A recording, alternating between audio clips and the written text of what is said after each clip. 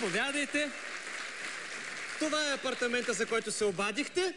Апартаментът има много хубави дадености, изложението е хубаво, комуникациите са много добри. Ето, разгледайте го внимателно. Искам да видите всичко. Ако имате въпроси, обръщайте се към мен. Аз за това съм тук.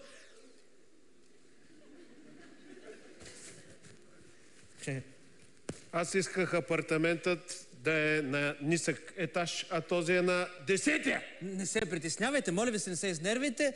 Всичко е наред, блока потъва. След 2 години вие ще сте на втория етаж. Втория етаж е един прекрасен етаж. Нито е ниско, нито е високо. Ужас! А защо се качвахме по стълбите? В обявата пише асансьор-да. Дато в обявата означава, че да, искаме да имаме асансьор. Това е декларирано от всички живущи в този вход, а не, че наистина има асансьор. Те са съгласни да има. Разбирам. Да. В обявата казвате, че има и зелени площи. Да. Къде са? Моля ви се, господине, обиждате ме. Всичко, което пише в обявата, всичко е факт. Да, пише зелени площи. Ние си качихме по стълбите. 15 етажа, всичко е бладисано в зелени, всички стълбища. На етаж 20 квадрата, между повече от декар зелени площи. Колко искате повече вие? Ама как може такова нещо? Пишеше, че апартаментът е сред природата. А тук е блок до блок. Не сте прав. Този апартамент е сред природата. Комшиите отдясно гледат прасета. Комшиите отляво гледат кокошки. Вие, ако искате, може да гледате домати, краставици, навсякъде ще е природа.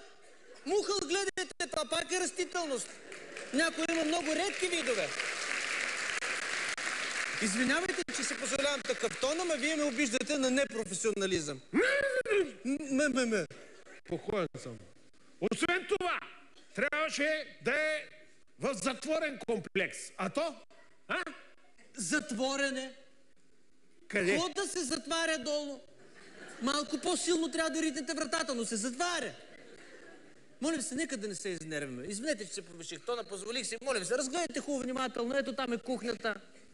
Натам. Къде? Това.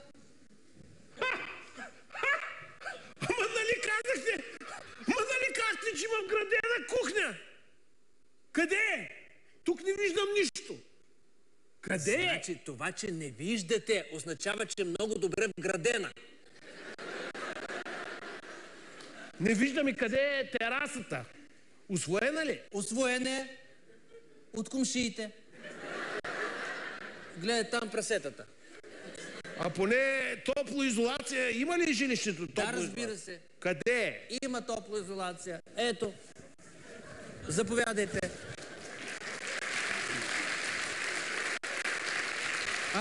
Така, дайте се ръката. Много добре. Това е пролетна топлоизолация. За зимата има и по-дебела. Как хубаво ви стои. Нямам думи. А къде